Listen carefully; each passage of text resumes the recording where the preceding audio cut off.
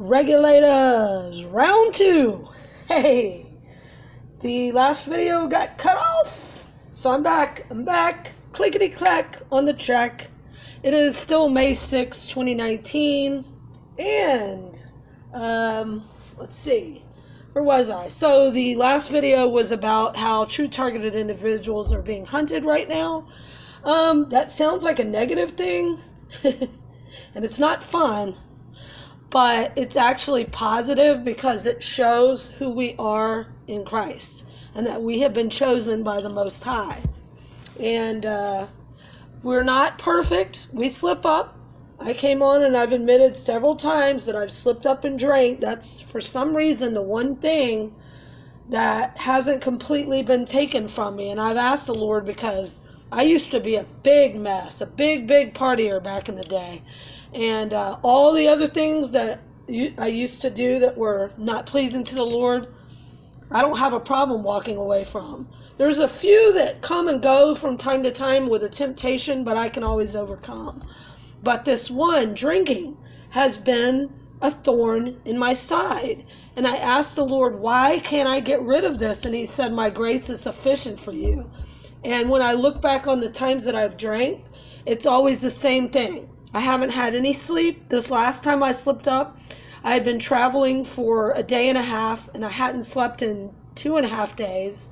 I might have slept like 1 hour on a bench, and then I jumped myself awake. So I was completely drained of energy. I was being stalked by corrupt police and law enforcement, sheriffs and all that, as well as false friends. I hadn't eaten. I didn't really have a place to lay down, rest, and it was very hot, and it was just emotionally, I was drained, okay? These are when Satan really comes to hit me, just like when Jesus was in the desert and worn out. But guess what? Jesus overcame by the power of the word. And when Satan said, if you're so hungry, turn these two stones into loaves, right? And Jesus quoted scripture back at him, and then he said, then Satan told Jesus, throw yourself over the side of the cliff or whatever, and God will save you. And he said, we're not to tempt the Lord our God, right? So we're supposed to use scripture in battle. This is spiritual warfare, TIs. So our weapon is the word of the Lord. And someone, I'm not going to say her name, and I've had a few over the last 6 months say something, about I shouldn't have drank. Once you're anointed by the Holy Spirit and you willfully sin, and there's no repentance for sin if you slip up in sin. I disagree with that. I'm not making excuses, but as soon as I read that comment just now, it hurt my heart. And I prayed on it, and the Lord gave me an answer. And the Lord knew my heart when I slipped up and drank, and he knew what was going on. And he knew that I did not want to drink. I didn't. But I slipped up because I just needed relief for that minute from all the overwhelming things that were going on. Y'all have no clue of some of the stuff. This is not just a few times a day. This is all day. It never ends for me, okay? Never ends. Right now, it actually is pretty quiet, but usually within 5 minutes of me starting a video, they'll start some banging or screaming or pounding or something, and just some sort of chaos goes on. As soon as I step out the door, it starts. I can't walk a half of a block. I can't usually even walk a couple of steps without some sort of demonic entity appearing. And sometimes you just need a release. Again, it's different if I set out and I thought, I'm just going to go and drink all my cares away. I don't care. God's not listening to me. That wasn't what happened at all. What happened was I was completely worn out. I couldn't find anywhere to stay. All the hotels in the area that I finally got to in my day and a half of traveling nonstop with my little dog, were like $150 and more. So I thought, I'm going to have to go find a place outside. This is a new area. I don't know where I'm at. There's like all kinds of creatures, these weird lizard things everywhere, and snakes and gators and stuff. So I didn't know how I was going to go to sleep or anything. And I just said, I just need to get out of the heat. I'm going to plug my phone in. Yes, I could have gone to a coffee bar. I could have. I realize that. But I've decided I just need a little bit of relief for a second. And I believe that the Lord saw my heart and knew that I battled it for a long, long time. And so I believe that we are chosen before birth. The Lord anointed, or the Lord chose us before birth, and we now are going to be anointed by the Most High to go into battle, kick the fallen's aces, like I've been saying for the last 2.5 years, and save souls for Christ. And so we are the most persecuted, the most hated, the most stalked, the most spied on, just all the stuff that they're doing to us, because we are God's chosen army. And he will forgive us if we slip up and sin. Yes, we're not to willfully sin and live a sinful life. This was a slip up, and I apologize. And I am coming on from the bottom of my heart to say I didn't mean to let any of y'all down. I wasn't out very long, just maybe 5 hours. And it wasn't, it's not a daily occurrence. It's very rare that I ever slip up. And if y'all knew me before I was saved, I drank every day, every single day, because I didn't know why all these bad things were happening to me. I thought, nobody can have this much bad luck. I'm nice to everybody. Why is this happening to me? And then when the Lord woke me up is when I realized this is an attack. It's a spiritual attack from Satan. And then that helped me to stop drinking. But that is the thorn in my side. And we all have one. No one is perfect, not one, except for Jesus. So a lot of the things that have been written in the Bible, man has changed. A lot have been taken out. How you know what is truth is you go to the Lord straight up and give it to him. And he will confirm and he will lead you. Now I want to tell you that I had yet another dream about our horses. I've already been shown that we each get a horse. A white horse is what I've been shown, with wings, cool enough, coolio. And I better wrap this up. This is going to cut me off, I think. Oh, wait, let me see. Okay, I think I might can go another 5 minutes, 10 minutes. I apologize when my videos have been ending abruptly. I'm doing this off my phone and it'll just randomly cut me off.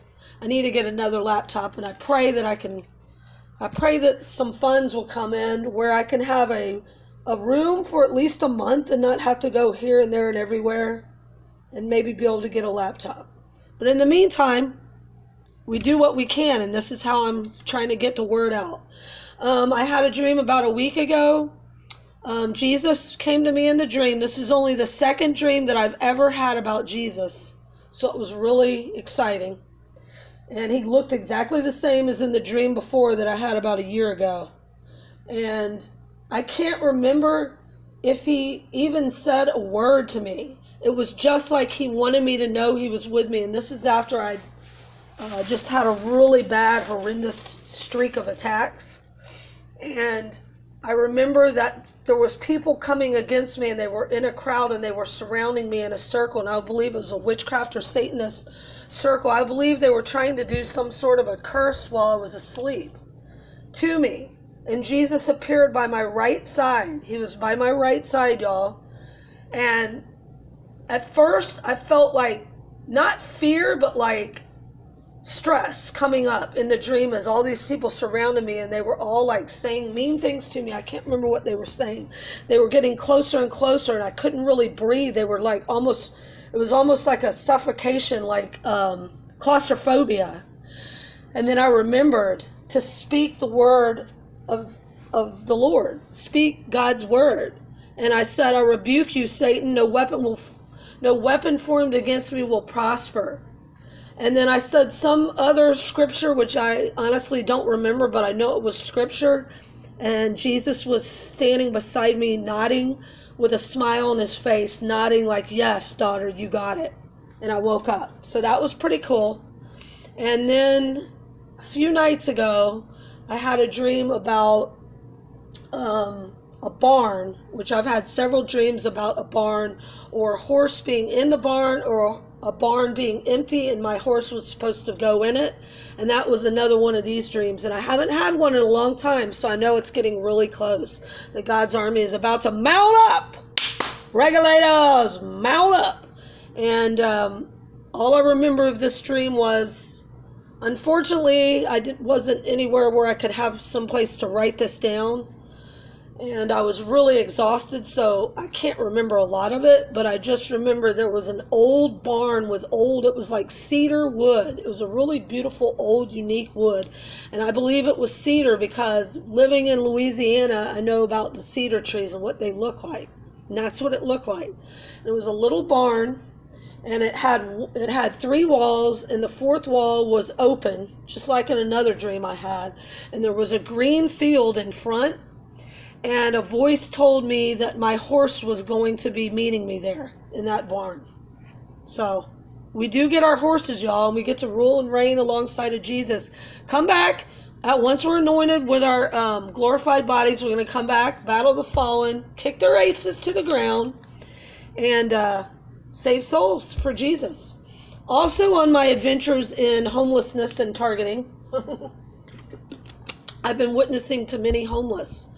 And I believe a lot of them are God's children that have been made homeless. But a cool thing happened. Instead of telling y'all just the negative things, a cool thing happened about a week ago. A girl was sitting by herself, also, funny enough, with her phone plugged into a wall socket.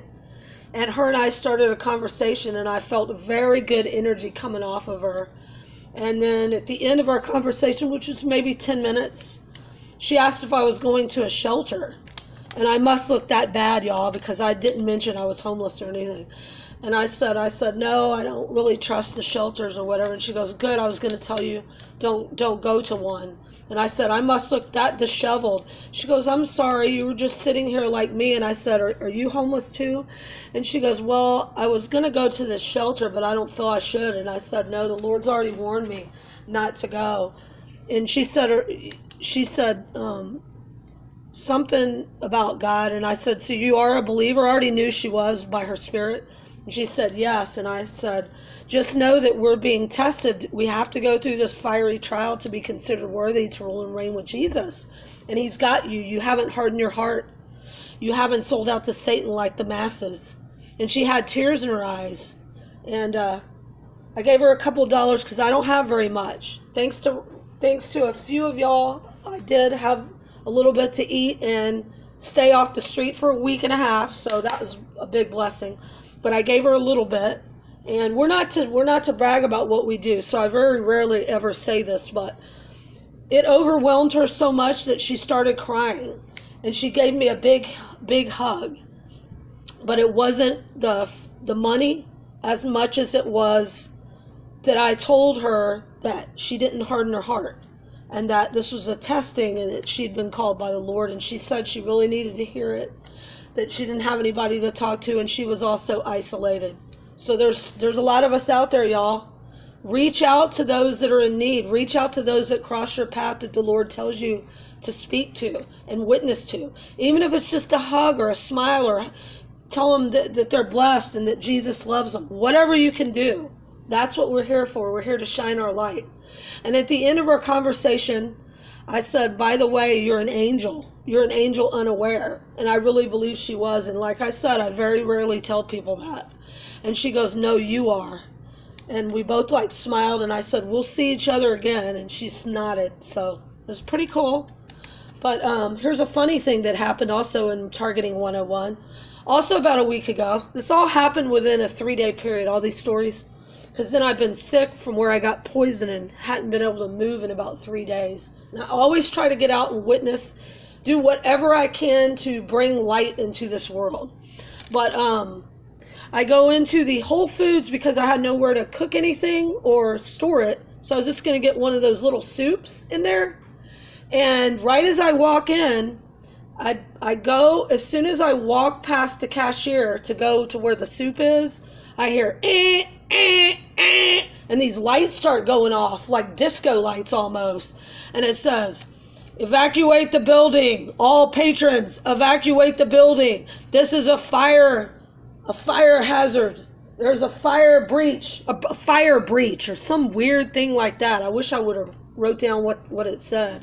Evacuate immediately. So I turned back around. I literally just walked in the door. And I see one cashier looking and laughing at me. And I looked at her and I go, is this for real? And she goes, I don't know. And she kind of laughed. And I looked at everybody else. Nobody else noticed it except the one cashier and me. No one. They were all like walking zombies, looking at their phone, walking just like zombies, literally. And I thought, wow, when the New World Order completely takes over everything, which it's coming, y'all, it is coming. So get ready to mount up, because we're about to be called into action and we're going to be anointed with superhuman powers. But when it goes on, they're going to be so brainwashed and zombified, they're going to either be like, yes, master, I will go to the guillotine. Actually, they won't go to the guillotine. They'll go to the labor camps. I will go where you say, master. And